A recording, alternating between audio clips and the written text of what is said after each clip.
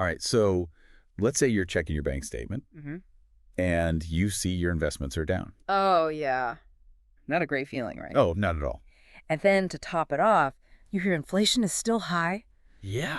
Now you're really sweating. Like, is this normal? How worried should I be? Yeah, it's a common worry. Is my money just disappearing? Especially these days, with inflation all over the headlines, it's like this invisible force just eating away at your savings. Exactly. And that's what we're going to really dive into today. Makes investing feel like a minefield. You know? Yeah, totally. Yeah. We're going to help you cut through all the noise. Absolutely. And understand how inflation impacts your investments. Yeah. Like, really understand. Get to the heart of it. And we've got a fascinating study to help us do just that. Thank you for tuning in to Quantopian's Quant Radio, your AI-driven podcast exploring everything related to quantitative finance. If you enjoy this episode, don't forget to like and subscribe to stay updated on future releases. For more quant-focused content, join us at community.quantopian.com. There you can explore a wealth of resources, connect with fellow quants, engage in insightful discussions, and enhance your skills through our extensive range of online courses. Quant Radio is intended to help people develop their knowledge and skills in quant finance. This podcast is not intended to provide investment advice. And now, back to the episode. Yeah, this study was done in Germany back in February 2022. Okay. Think about it. That was a time when inflation was already at a 30-year high. Like 5.3%. And later, it even went above 11%. Gosh, so they were facing a lot of the same uncertainties as today. Oh, very much so. I mean, it was a time of real economic anxiety, much like what we're seeing now. Yeah, I can see that. So this deep dive is kind of like a time machine. I like that. Taking us back to a period that feels eerily similar. Okay, so we're going back in time to Germany, high inflation. Yeah. What else is interesting about this study? Well, this study, it doesn't just focus on dry, economic numbers. It actually goes deeper. It looks at the mindset of investors. Okay, so like the human elements. Exactly, the human element. Oh. Over 2,800 bank customers were surveyed, all actively investing, and what the researchers found might surprise you. All right, lay it on me. These investors, many of them, pretty knowledgeable about investing. Yeah. Like, they knew about past returns, current inflation rates, the basics. So pretty informed folks. Yeah, pretty informed, but get this. They had such different views, some totally inaccurate, about how inflation really impacts a portfolio. Okay, so we've got high inflation, we've got a bunch of investors. Right. And they've got all these different opinions, maybe some misconceptions. Yeah. What were they getting wrong? Well, one big surprise was how many investors thought stocks would do great during high inflation, like way better than they actually do. Yeah. For example, the average investor in the study thought German stocks had an annual return of 6.7% during, inflationary periods. Okay, sounds pretty decent. Yeah, except the reality is much different. The actual average return was only 1%. Oh, wow. Okay, that's quite a difference. Yeah, a huge gap between perception and reality. Yeah. Why do you think people were so off? It could be a lack of awareness about hedging strategies. Things like investing in commodities like gold or energy, or even, diversifying internationally to spread that risk. It seems like a lot of investors just assumed stocks would do well no matter what. So was everybody convinced that stocks are, like, doomed during inflation? Actually, no. And this is where it gets even more interesting. Only about half thought stocks would do worse during inflation. Okay. The other half either thought they'd stay the same or even go up. Hold on. So even with all this inflation happening, I know, right? some people still thought their stocks would be fine. Yeah, some people were pretty optimistic. Why? I mean, what's going on there? It all boils down to what we call mental models. Think of them as like simplified ways we use to understand how things work. Okay, like a framework. Exactly, a framework, yeah. Okay. And when it comes to inflation, it seems like people are relying on a mix of, personal experience, assumptions, maybe even a little bit of wishful thinking to try and predict how their investments are going to react. So these mental models are kind of like our internal rule book. Yeah. For how we think inflation works. Yeah. Did the researchers figure out exactly which mental models people were using? They did. They asked people to actually explain their reasoning. Okay. Why they thought the way they did. And from that, they identified 5 really common mental models that were kind of shaping people's expectation. 5, okay. Give me the rundown. What were these inflation rule books? Okay, so some folks thought dividends would go up with inflation, like it's a built-in protection. Oh, interesting. Others thought that real assets like stocks would hold their value. Okay. Because they represent actual ownership in companies. Right. And then there was the idea that inflation would erode the value of debt, making loans easier to pay off. Makes sense. Yeah, that one's pretty intuitive. Yeah, it is. What else? A lot of people also believe that inflation just signals upcoming economic uncertainty. Yeah, I can see that. High inflation makes it hard to predict what's going to happen. Exactly. Yeah, exactly. Okay. And then finally, some thought that prices were sticky, meaning companies can't always raise prices to keep up with inflation, which could affect their profits. Okay, so that's 5 different ways of looking at the same problem. Yeah, 5 very different perspectives. Did everybody agree on which one was right? Oh, there was a lot of disagreement. But the one that seemed to resonate most strongly was the idea that inflation leads to economic uncertainty, which, as we talked about, makes a lot of sense. Makes sense, yeah. What about the model that got the least love? That would be the one about dividends increasing with inflation. This suggests that some investors might be experiencing money illusion. Money illusion. That sounds interesting. What is that? It's this tendency to think about money in purely nominal terms, without really considering its actual purchasing power. Yeah. Like, for instance, someone might be excited about getting a 5% raise. Right. But if inflation is 6%, well, their money is actually buying less than it did before. So it's like focusing on the number on your paycheck without realizing, like, your grocery bill just went up too. Exactly.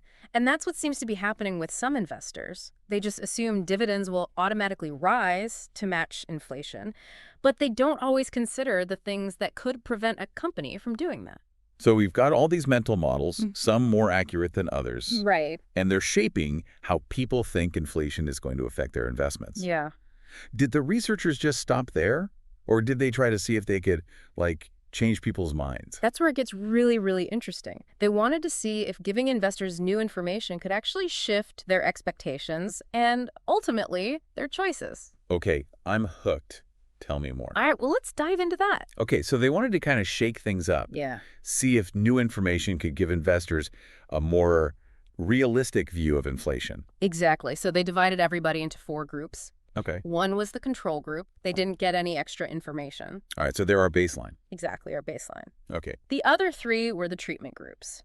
One got info about the current high inflation in Germany. Another got data about past returns during inflation.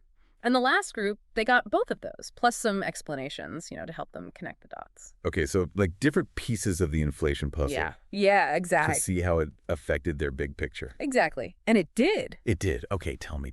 It did. But in some kind of surprising ways. Oh. For example, giving people info about the current high inflation. Well, that did increase their inflation expectations. Okay, that makes sense. If you keep hearing about prices going up. Yeah. You're going to be more aware of it. Exactly. But here's the thing.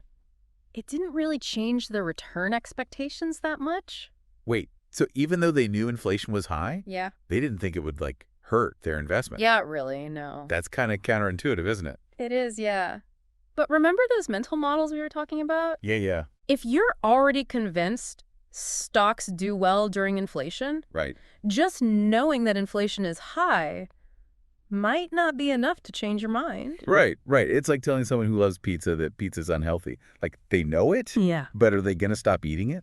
Yeah, probably not. Old habits die hard, especially when it comes to what we believe about money. Totally. Yeah.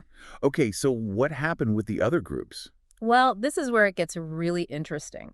The group that got info about past returns, especially those who also got those explanations, they really lowered their return expectations for the German stock market. Okay, so giving them a reality check, this is how stocks actually perform during inflation. Yeah. That made a difference. It made a big difference. Wow. Those in the full information group, remember, they got the data and the explanations. They lowered their 12-month return expectations by, get this, over a full percentage point. Wow, that's a big shift. Yeah. It really shows you that knowledge is power. Yeah. Understanding the past can help us make better decisions today. Totally. And you know what else is fascinating? What? The people who were the most optimistic about stock returns during inflation were the ones who changed their expectations the most after they learned the truth. Oh, interesting. So the people who had the rosiest picture, Yeah. they were the ones who got the biggest wake-up call. Exactly. Exactly. The bigger they are, the harder they fall. Okay, so people were changing their expectations. But did it actually change how they invested? Yeah, that's the big question, right? Right, because, we all know someone who says they're going to start eating healthy. Yeah, totally. But then they order pizza that night. Exactly. So did they actually put their money where their mouth was? Right, exactly. To find out, the researchers did two things. First, they included this hypothetical investment task, right there in the survey. Okay. They gave people a virtual 10,000 euros and said, okay, knowing what you know now about inflation, how would you invest this? Oh, okay, like a simulation. Yeah, like a simulation. And guess what?